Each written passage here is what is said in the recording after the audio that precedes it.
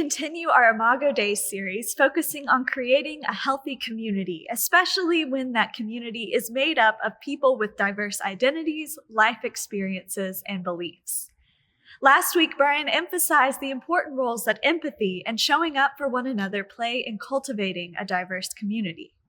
This week, we're going to dive deeper into what it means to have empathy and how we can become more empathetic. Last week, Brian shared this definition of empathy. Empathy is the action of not only being aware of and understanding another person's experience or situation in life, but also imagining what it would be like, what it would feel like to go through something similar. Being empathetic means that we are putting ourselves in their place and trying as best we can to experience the emotions and realities of their journey.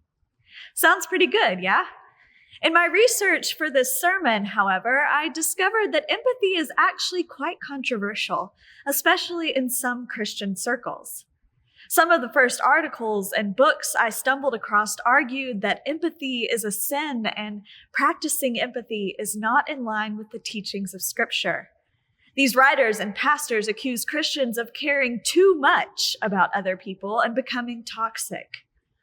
I'm not going to spend time explaining how they are completely misunderstanding what empathy actually is, but I do want to start by emphasizing that empathy is all over the Bible. In Romans, Paul urges the early Christians to rejoice with those who rejoice and mourn with those who mourn, otherwise known as showing empathy.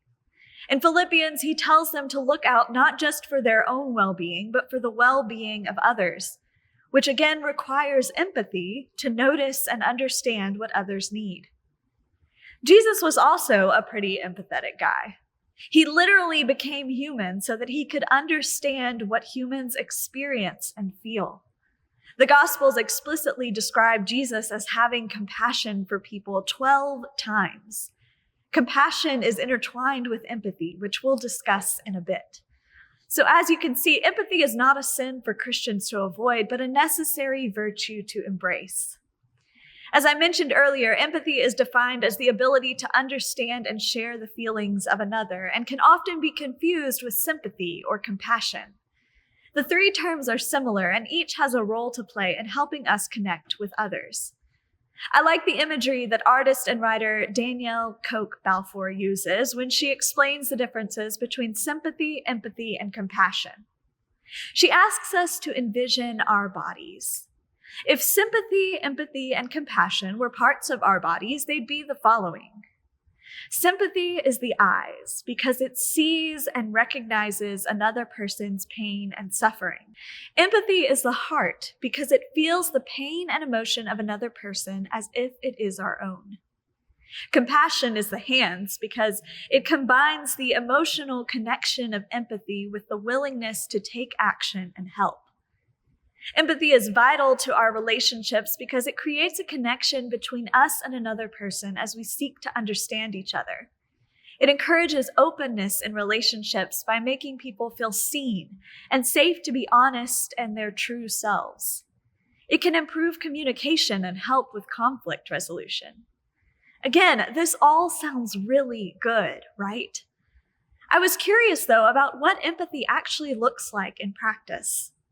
Researchers have identified 3 different types of empathy that we all use in different situations, whether we realize it or not.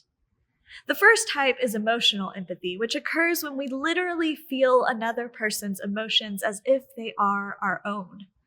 This is that weep with those who weep, rejoice with those who rejoice thing that Paul was talking about. While emotional empathy occurs most often with people we know personally, it isn't limited to those interpersonal relationships. It's a vital skill in our relationships, but the one danger is that it can become overwhelming if we are unable to differentiate between ourselves and the other person's emotions. The second type of empathy is cognitive empathy, which happens when we are able to understand another person's emotions and experiences on an intellectual level without taking on their emotions. With this type of empathy, we usually don't have a personal experience that we can draw on to understand what someone else is going through. It's the empathy that we associate with the phrase, put yourself in another person's shoes. Cognitive empathy is often used in the workplace or the classroom, and it's particularly helpful when it comes to problem solving because it allows us to take a person's emotions and experiences into account while being able to step back enough to find a solution. The danger of this type of empathy is that, ironically, it can come off as disinterest. Finally, the third type of empathy is compassionate empathy, which blends both emotional empathy and cognitive empathy. Compassionate empathy occurs when we understand and feel another's emotions without taking them on as our own and respond with appropriate action. This is the kind of empathy that we often see Jesus show to people in the Gospels. Jesus recognizes a person's suffering, feels empathy with them, and that empathy spurs him into action, whether by healing them, feeding them, or teaching them. All three types of empathy are useful, but some of them come to us more naturally than others depending on our personalities. There's a story that my dad likes to tell from when I was a little kid. I grew up right down the road in Nashville, and if you don't know, Nashville gets its fair share of tornadoes throughout the year. My first encounter with one of these tornadoes was in first grade. I remember it so clearly. The way our teachers herded us into the hallways to shelter until the tornado had passed. It didn't hit our school, but it tore through downtown Nashville. The images of buildings and homes leveled by the storm were a lot to take in for a first grader. The next day, my family went to Waffle House for breakfast. Our waitress was in a less than pleasant mood and was being short and borderline rude to us. When she left our table, my dad turned to my mom and expressed frustration about the waitress. Apparently, little Rachel heard and piped up, "Maybe she's sad because she had family in the tornado and they lost their house." Now, who knows if that's why the waitress was in a bad mood? Most likely, she was just tired from a long shift at a low-wage job dealing with sometimes rude customers. But that's not the point. My dad says I shocked him with my comment because he hadn't stopped to consider what our waitress might be going through. In that moment, my younger self was very naturally practicing empathy and inviting him to do the same. Practicing empathy isn't always that easy, and it often takes intention and effort.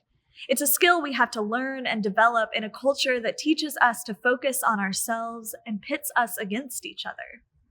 For example, a few weeks ago, there was a photo circulating on Facebook of one of those letterboard signs outside a store that said, "Why is Narcan free for a dope addict, but my insulin is $750 a month?" In a world where addiction is often stigmatized as a moral failing, this question seems valid. How come someone who is making a choice to do drugs given free life-saving medicine when they overdose, but someone who through no fault of their own has diabetes has to pay an exorbitant amount for their life-saving medicine? That doesn't seem fair or right. Empathy, however, looks at this sign and at both the addict and the diabetic and sees that they are more alike than different. They have both been taken advantage of by our country's healthcare system and pharmaceutical companies. We know that pharmaceutical companies have played a major role in the opioid crisis. And since we treat addiction as a crime and not a health condition, people with addiction often don't get the support they need to recover. We also know that pharmaceutical companies inflate the price of insulin, even though it is cheap to produce. And while insurance companies offset that price a little, health insurance is not affordable or accessible to the majority of people in our country. So instead of blaming each other, people struggling with addiction and people with diabetes should join together in demanding better from our government, our healthcare system, and our pharmaceutical companies. That's the power and importance of empathy. It can unite us across our differences instead of pitting us against each other. It can help us see beyond our own experiences and think about things from a different perspective. There are so many ways we can become more empathetic, so let's talk about a few of the most common things expert psychologists and sociologists recommend. First, be curious about other people's lives and experiences, especially if they are different from your own. Read books, watch movies, and have conversations with people. And while you do so, put yourself in their shoes for a moment. Imagine how you might feel or what decisions you might make. Think about what kind of support you might want in a particular situation. Second, listen well. Active listening is a practice of giving someone your full attention, hearing both the words they say and noticing their nonverbal cues like body language and facial expressions. Focus on understanding what they are saying and not on planning on what you will say next. Third, ask questions instead of making assumptions. Often the best way to understand how someone is feeling or what they are experiencing is to just ask. Be thoughtful and curious with your questions and remain open to hearing the answers and trying to understand even when it's difficult. Not only is this good for you, but it's good for the other person. It makes them feel seen and heard, and it demonstrates a willingness to learn. Fourth, question your own biases and what you think you know. We all see the world through our own particular lenses, which can lead us to make snap judgments about other people and situations based on our limited knowledge and experiences. We don't know what we don't know. So it's important to question ourselves when we notice that we're making assumptions about people who are different from us.